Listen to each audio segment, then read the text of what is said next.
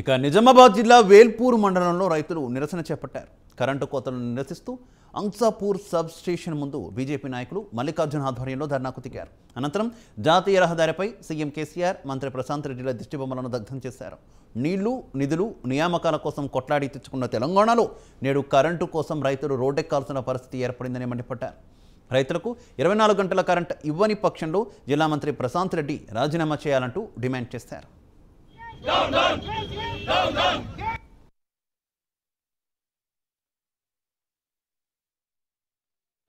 నాణ్యమైన కరెంట్ ఇస్తున్నా అని చెప్పి కేసీఆర్ గారు బయట స్టేట్లకు పోయి మాట్లాడుతున్నారు. వాస్తవాలు ఎట్లున్నాయి తెలంగాణలో అంటే ప్రతి రైతు బయటకు వచ్చి ఒక 3 రోజుల కింద ముక్కాలకి చెందిన రాములు అనే మా రైతు బయటకు వచ్చి అర్ధలక్ష ప్రదర్శన చేసింది.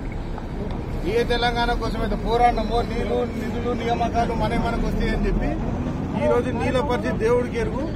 కరెంటు బిల్లు కూడా నార్మల్ దోస్తులకు కూడా చాలా కష్టపడలేదు. కరెంటు బిల్లు ఆ ఫండ్ ఈ ఫండ్ అనుకుంటా కరెంటు బిల్లు దొబ్బుతున్నారు. అది కాకుండా రైతుల పరిస్థితి ఎట్లుందంటే ఈ రోజు మళ్ళా రైతులు రాత్రిపూట పొలం పారిస్తేందుకు రాత్రిపూట పోయే పరిస్థితి వచ్చింది. ఇది తెలంగాణ పరిస్థితి.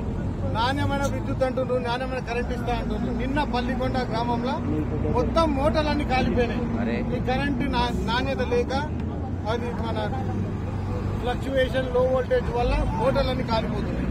నాణ్యమైన కరెంటు లేదు, 24 గంటలు కరెంటు లేదు. పట్టి బుకాయించుకుంటా బయట తిరుగుకుంటా బయట అబద్దాలు చెప్పుకుంటా తిరుగుతుంది టీఆర్ఎస్ ప్రభుత్వం.